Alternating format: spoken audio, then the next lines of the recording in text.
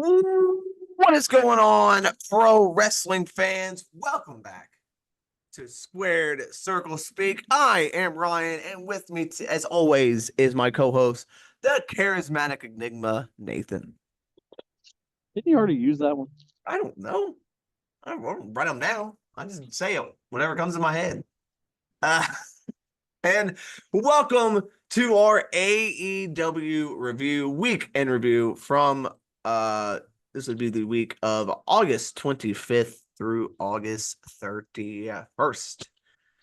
What a week we had. Obviously, we had the same three shows we always have, and I'm gonna say that Rampage probably had a couple squash matches. So let's get into this. Weird show though, because we started off the show with John Moxley. What was up with this? And he called out Darby Allin. Of all people. And then he says, it's not your company anymore. Yeah, he pointed at Tony Schiavone and said, this is not your company anymore. I'm not sure what he's alluding to. There's been a lot of talk online between wrestling fans and wrestling and journalists and everything, trying to decipher what he said. And then in the back, later on, he was walking, and then all of a sudden, this chick starts beating up these guys. Turns out it was Marina Shafir. Mm-hmm. And then Moxley said something else along the lines of, it's about time for a change or something like that. Yeah. And I don't know what's going on here, Ryan.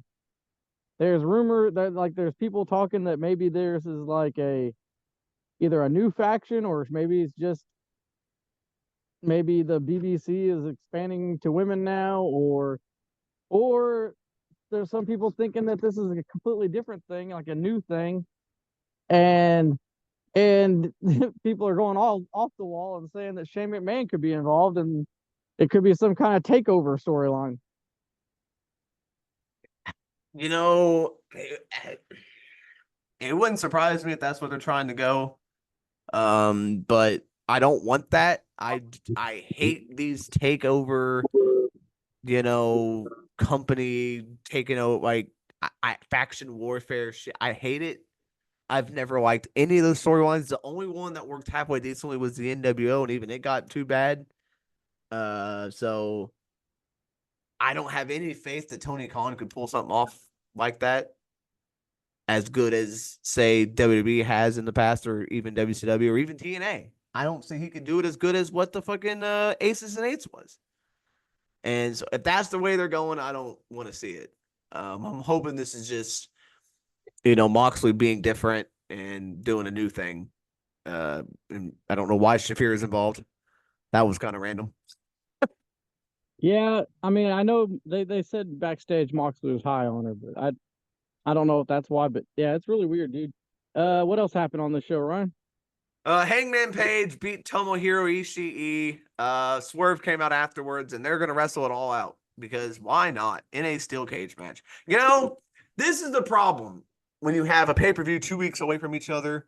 You just get random matches made for no reason. This isn't random. I know this isn't random. But why? Swerve just lost the world title, and instead of coming out and being like, I want my title match, I want it back, he's just going to go back to Hangman. Why? Yeah, that part doesn't make sense. Yeah, they have a history, but yeah, why is he not just going back after his belt? Yeah. He lost his title, and so he's like, you know what? I don't want it back, though. I want to go fight Hangman again, who I've already beaten. So why would he call out Hangman? Hangman should have been the one calling out Swerve, because Swerve won the last fight between them. Exactly. This was backwards. It made no sense, and that's why I don't like these pay-per-views being only 2 weeks apart, because you have no time to establish new matches for this other pay-per-view, so you're just going to throw random matches and stuff that makes no sense on, and that's what we got here. Jamie Hayter beat Harley Cameron. Don't even know why this was on the show. Just to get Jamie Hayter a win, because she hasn't been, I know, but it's another squash match. I get that used to be the thing back in the 80s, and that's what I guess Tony Khan grew up on or whatever. Squash matches used to be a thing, but these do nothing for nobody. Squash matches don't do a damn thing for anybody. I can see your point, but I also can see in this one, in this case, it wasn't that bad because we hadn't seen Jamie Hayter in a while. Harley Cameron is not a strong wrestler. People know she's not a strong wrestler, so this one kind of made sense I mean, for I me. get it. It's building up to the Hater versus Soraya thing, I guess, but I don't know. There's way too many. I mean, we'll get to it with Rampage and Collision. There's just way too many fucking uh there's just way too many squash matches through all these shows. Speaking of randomness, Ryan, we're gonna have Sasha Banks. Wow, Ow. Mercedes Moné taking on Akara Shida for the TBS title at All Out. See? Again, just randomly because we have 2 weeks between shows. So we're just gonna randomly put these two in a match. I think Sheeta won a fatal 4-way last week to earn this shot, I guess, but it Okay. didn't really do a good job of explaining that. So Yep. uh MJF cut a promo. He denounced his American citizenship uh because no one had his back. Will Ospreay, he called out Will Ospreay, said he cheated and all this. Danny Garcia comes out, so Garcia's back again. Uh, he choked out MJF and then was gonna put him for a pile driver, but then he puts him on the top rope and he decides to do a top rope pile driver, but security makes him stop, and then MJF blasts Garcia, and then legitimately, then Garcia says he's the one that stole the Dynamite Diamond Ring and he pawned it in Buffalo. Apparently, legitimately, MJF lost it. Like that Diamond Ring is legitimately gone. What the fuck, dude? Uh, that's fitting. Yeah. So yeah, they're gonna wrestle it all out. Yep. The Warning Tree and Roderick Strong took on the Conglomeration and Unhook. This was billed as an all-star 8-man tag. Star being the key word there, Nathan, with guys like Hook, Orange Cassidy, and Brian Keith in this match. Not really sure if they're stars, but the Conglomeration and Hook win. Hook is just stuck in Jericho's black abyss. Like he cannot escape the fucking Jericho universe. I know, and he just beat Jericho, so why is he fighting him again? I don't know. I mean, maybe they are getting away from it because after this match, the Undisputed Kingdom beat him down, and then Strong held the FTW title. So why would you want it? I don't get why people want the FTW championship. It is a nothing title that means nothing. It's a belt. It's a belt that's not even an official belt. It's just I don't get it. Then we had the dumb Mercedes Monet celebration thing with and then Okada was there. What the fuck are we doing with Okada, man? This was dumb. Mercedes sucks at everything she does except wrestle. Like, we had another promo from Mariah May, basically saying that her celebration's been postponed because she's not doing it in this town. Which this was in, you know, where was this? Illinois. So I guess I can understand it. The Grizzled Young Veterans say they're here and they're gonna go after the tag team division. Ricochet made his debut. That's probably one of the highlights of this show. This was your typical AEW flippy do match. Ricochet got dropped on his face. Welcome to AEW, Ricochet. Yeah, I think it was his fault though. Yeah, he didn't. Yeah. This was all right, but I mean, it was honestly, I saw nothing different from Ricochet here than the Ricochet that was in WWE. Yeah. So he said he was going to do some new stuff. He was going to go back. He was the same guy. I saw nothing different from Ricochet. After the match, of course, Will Ospreay had to come out because we're going to redo that match eventually. But then Pac hits a Poison Rana on the stage, and then he welcomes Ricochet to AEW, and then tells Ricochet get to the back of the line because Ospreay belongs to Pac. Yeah, and they're gonna wrestle it all out, which is gonna be a good match. Yeah. And then we had a Brian Danielson. This was the end of the show. He came out, talked for a long time. And then he says, anyone who wants a shot at All Out, come get it. And then Jack Perry accepts. And so at All Out, it's going to be Jack Perry versus Daniel Bryan or Brian Danielson.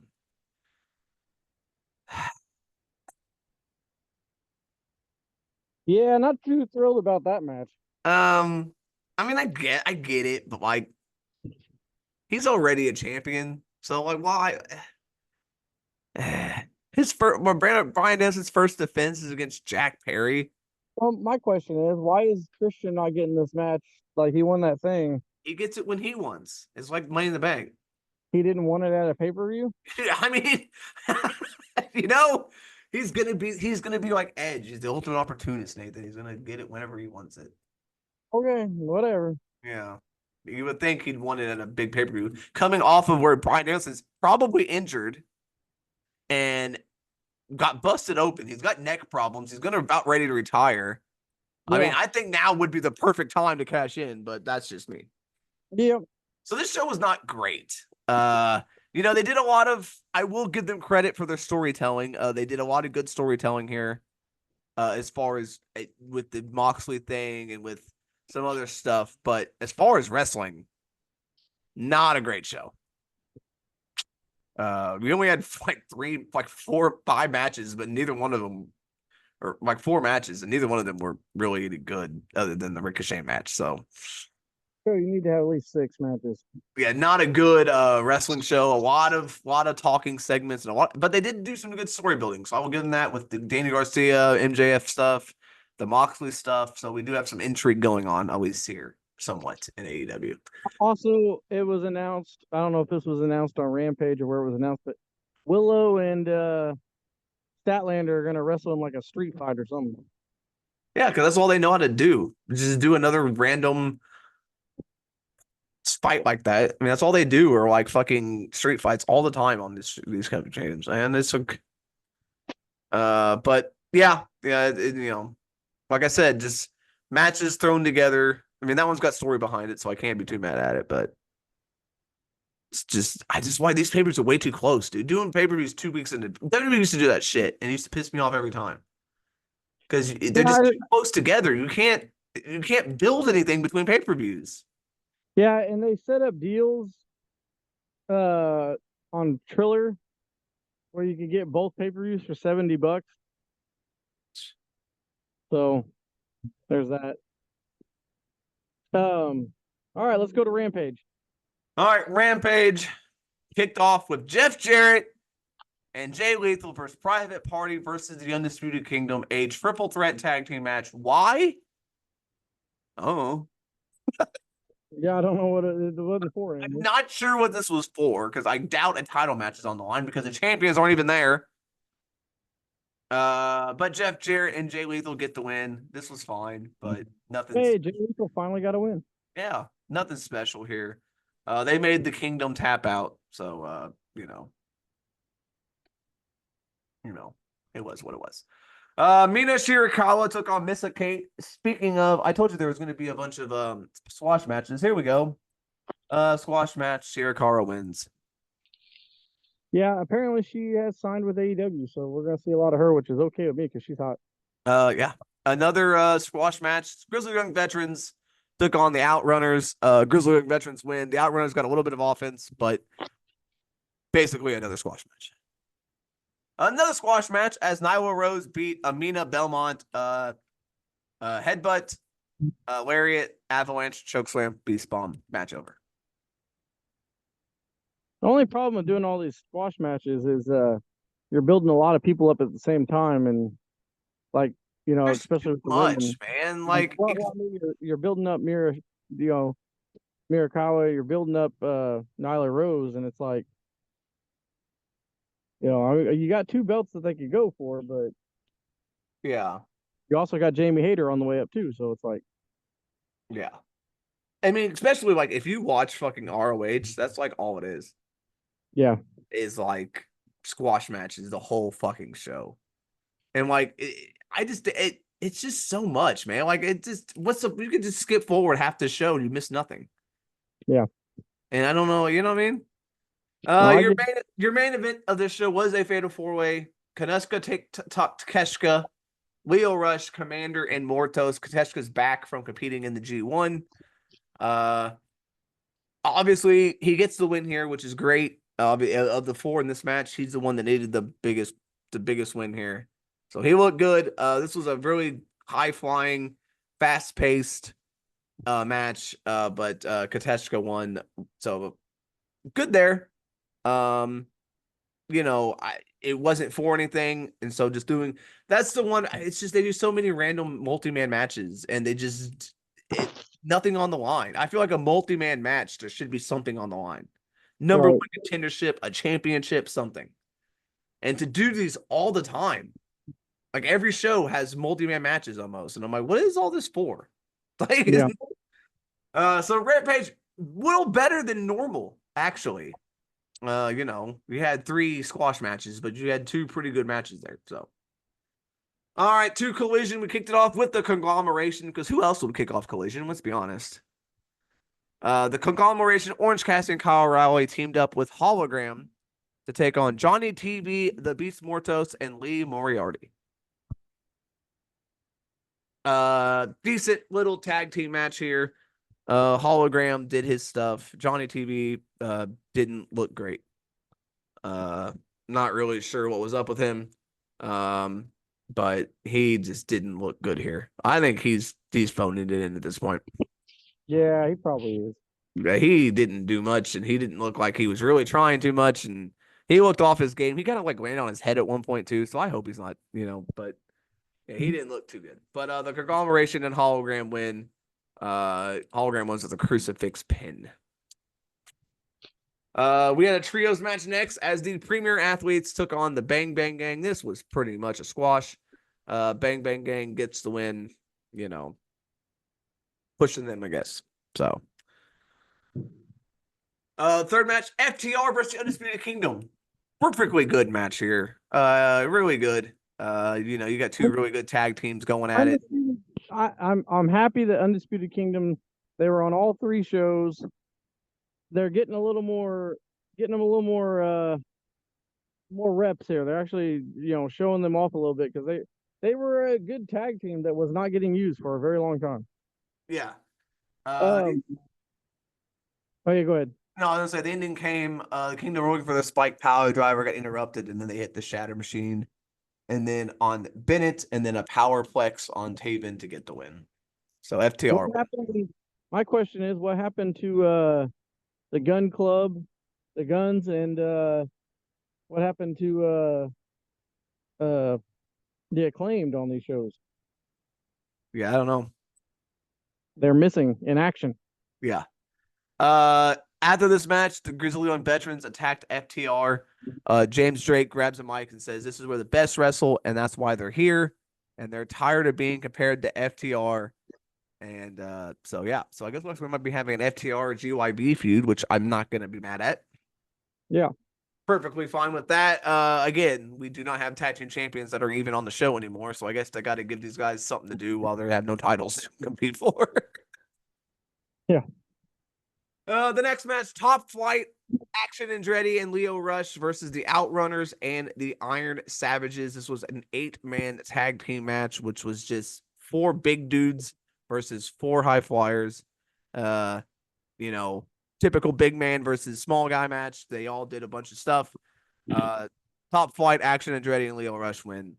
So Yeah.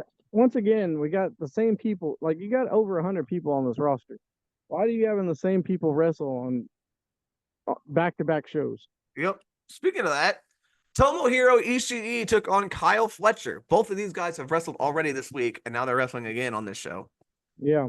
Kyle Fletcher gets the win though. So Yeah, after he lost to Ricochet. So he's a little bit of a 50-50 booking there, but yeah, when Ishii's tenure here has got to be up soon, right? yeah, they said it was just for the summer. It's now September, so I'm pretty sure he's Yeah. gonna be leaving soon, sometime. Yeah. So I don't know where we're gonna get there. But then we had Just a random match. Buddy Matthews versus Commander. Yeah. Buddy Matthews gets the win. A decent match, all action. This was not. There was like no storytelling, no selling. But if you're into that, this was fun. After the match, the MXM Collection are on the Tron, and they challenge House of Black. Right. Why? I'm not sure. What the fuck? Yeah, I don't know. Near main event tonight. Fatal 4-way number one contenders match: Hikaru Shida, Queen Amanita, Thunder Rosa, and Serena Deeb. Another fatal 4-way. There was some awkward moments, poor timing in this match, but it was decent for what it was. But Hikaru Shida gets the win. That's why she is getting the title match against Mercedes Moné at All Out. At least this one was for something. Yeah, we had a fatal 4-way that was actually for something. So, All Out's shaping up here. We don't have that many matches announced, and it is Saturday. So, we got the TBS title, we got the world title, we've got 6 matches right now announced. Okay, which I guess is fine.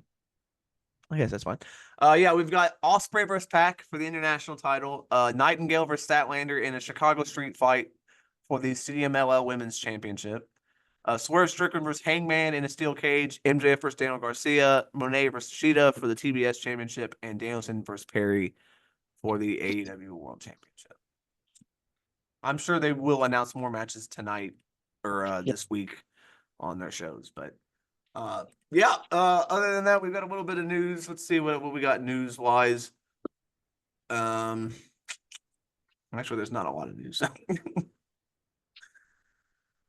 Let's see what. Actually, there's not a whole lot of big news here. Yeah, not a lot going on.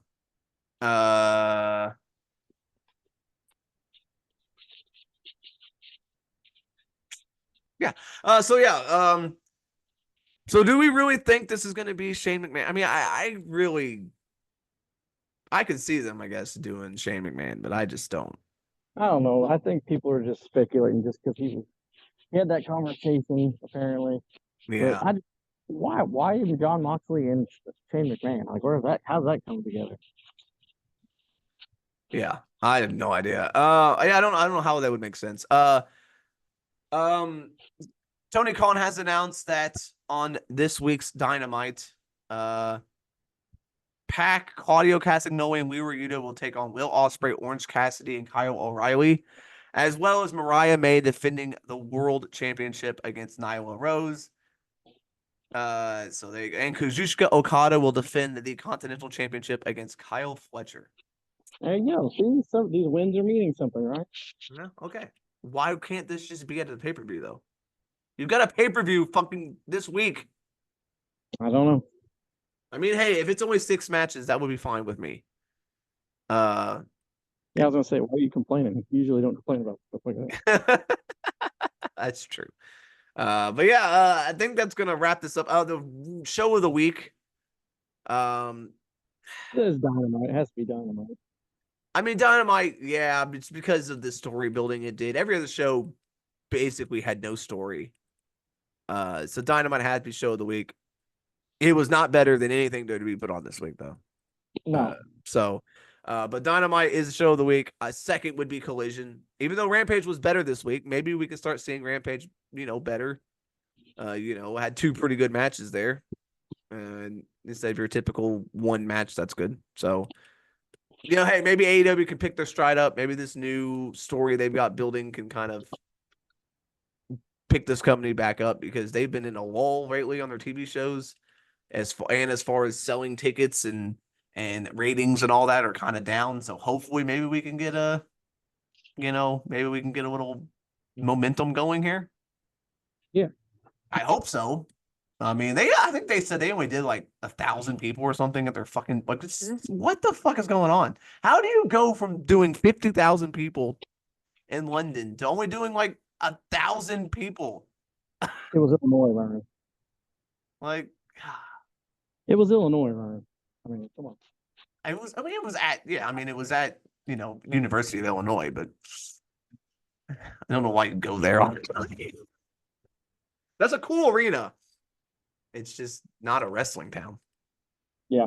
So I went to Chicago, but uh, so yeah, we'll see what maybe we can get some more little bit of momentum going here in AEW, Nathan, as we head towards All Out and then Grand Slam and then Wrestle Dream and whatever else I've got coming up. All right. All right. Well, I think that's gonna do it. If you if you like this AEW speak, hit the like button, subscribe if you want to hear more AEW speak, and hit the notification bell so you can be notified when we upload some more AEW speak. And stay tuned for more AEW later on this week as we have our preview chat slash predictions for AEW All Out on Friday. Well, Saturday morning probably because everything's a day behind this week. Yeah, we're kind of Labor Day kind of threw us off our game a little bit. So yeah, so this will probably be coming out Wednesday morning. Might be Thursday night, but Thursday night / Wednesday morning. Yeah. And then later on this week, we are going to be having our No Mercy and our Bash and Berwin reviews. So stay tuned for that as well. Next week, we'll be back to normal with some special stuff. Hopefully, as we don't have 1,000 pay-per-views to talk about. So thank you for joining us, and we will catch you in the next one. Thank you for watching, listening, subscribing, all that fun stuff. See ya.